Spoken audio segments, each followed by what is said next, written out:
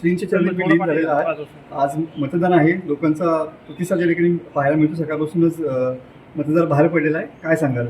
नाही, श्रींच्या चरणी आम्ही लीन झालो हा आमचा नेहमीचा भाव आहे. त्यांच्या कृपेनुसारच हे सगळं चालतं अशी आमची श्रद्धा आहे.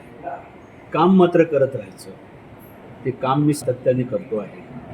गेले 6-7 महिने या मतदारसंघात फिरतोय, लोकांना भेटतोय, अनेक पदवीधरांना भेटतोय, चर्चा करतोय.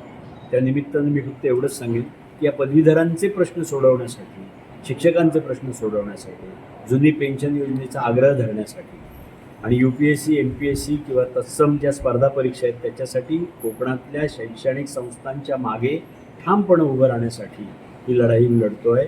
आणि मला खात्री आहे की यावेळेला कोकणातले बेरोजगार पदवीधर हे एकमताने निश्चित हा बदल करतील असा माझा विश्वास आहे. त्या ठिकाणी थेट लढत भाजपची असलेली पाहायला मिळते. निरंजन डावकर तिसऱ्यांदा आपण नशीब आजमावत आहे. काय सांगा? लोकशाही आहे त्यामुळे त्यांनी नशीब आजमावायला हरकत नाही. पण त्याच्यापेक्षा त्यांनी गेल्या 12 वर्षात एखादं जरी चांगलं काम कोकणातल्या बेकार पदवीधरांसाठी केलं असतं तर मला वाटतं त्यांना एवढं फिरायला लागलं नसतं आणि असं सांगायलाही लागलं नसतं. खरं तर कोकणासाठी हे पद आहे कोकण पदवीधर मतदारसंघ, त्याचा उपयोग सकारात्मक व्हायला पाहिजे. कोकणातल्या मुलांचे अनेक प्रकारचे प्रश्न आहेत, त्याच्यात लक्ष द्यायला पाहिजे होतं.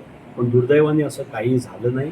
म्हणून माझी खात्री आहे की यावेळेला कोकणातले पदवीधर निश्चितपणानं हा बदल घडवणार. 1 जुलैचा जो निकाल आहे त्याला कसं बघताय? नाही, मी सांगितलं ना आता, जे मी बोलतोय त्याप्रमाणेच तो निकाल अपेक्षित आहे. पहिल्या पसंतीच्यामध्येच निर्णय लागेल ही मला खात्री आहे की लोक जेव्हा ठरवतात ना तेव्हा निर्णय आपोआप बदलले जातात. आपण बोलून, आपण म्हणून, आपण अपील करून काही फारसं होईल असं मला वाटत नाही. हे लोकांनी ठरवायला लागतं आणि यावेळेला कोकणातल्या पदवीधरांनी हे ठरवलेलं आहे. त्याच्यामुळे अन्य कुठल्याही मार्गाचा या लोकांनी जरी वापर केला तरी देखील कोकणातल्या पदवीधरांवर त्याचा काही फारसा परिणाम होईल असं मला अजिबात वाटतं. विजय निश्चित तुमचा? निश्चित आहे. टाइम्स डिजिटलला लाईक करा, सबस्क्राईब करा, शेअर करा आणि बेल आयकॉन दाबायला विसरू नका. पाहत रहा टाइम्स डिजिटल.